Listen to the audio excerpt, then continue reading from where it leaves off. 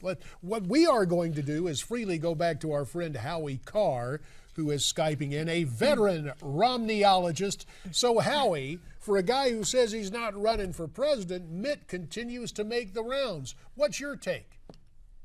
I think JD's keeping his options open. I think he will defer to Jeb Bush. Should Jeb Bush, the former governor of Florida and the brother and father and son of former presidents, decides to make a go of it, he says he's going to decide by the end of the year. I don't think there's room in a Republican primary field for both Jeb Bush and for Mitt Romney. But if Jeb decides not to go for it, I think Mitt will probably make another stab at it. You know, he's going to say, "Hey, it took Ronald Reagan 3 times. Why not me? I'm younger than Ronald Reagan was when he got elected finally at the age of 69." I mean, I could just see the argument being made right now, can't you? But Howie, we barely have seen Jeb. We've seen, you know, as we were talking about earlier, we've seen Mitt Romney all over the place. I mean, so let's say Jeb doesn't run and that Romney puts his hat in the ring. Do you think he'd end up being at the top of the Republican ticket in 2016? I'm not sure, Miranda. I think that the immigration issue will come back to haunt Mitt Romney. You know, he was regarded as rather soft on that issue in 2012. I don't think he's really done much to change it. He's tried to talk a better game, but I still think that I think his greatest asset would be that in a field where you had, say, a Ted Cruz, a Rand Paul, a Ben Carson, all these people sort of running from the right, he would be the one guy who would be, you'll pardon the expression, the country club Republican, the Rhino Republican, and he'll certainly have a lot of money. He's being urged by all of his people to run.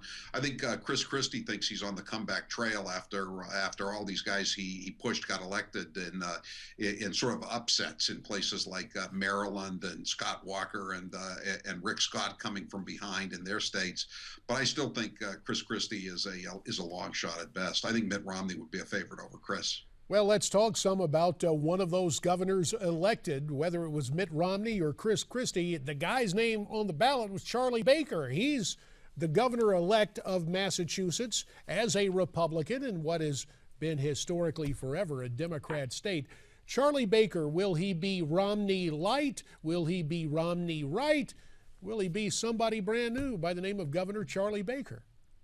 I think he'll be a moderate Republican. I know how much that makes many of us cringe to say those words, JD, but you know, that's his background. I mean, he worked for Bill Weld. He was tight with Mitt Romney. He's a Harvard guy. He's a businessman.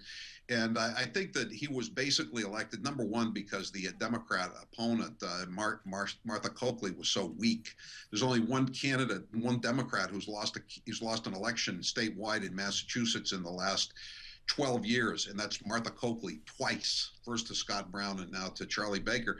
And the other thing is that the government is in Massachusetts currently embroiled in a number of scandals and total ineptitude involving the Obamacare rollout here in Massachusetts. And people just wanted to have some kind of adult leadership back in the corner office, just as they elected Bill Weld to replace Mike Dukakis in 1990. Again, this is a reaction to Democratic mismanagement.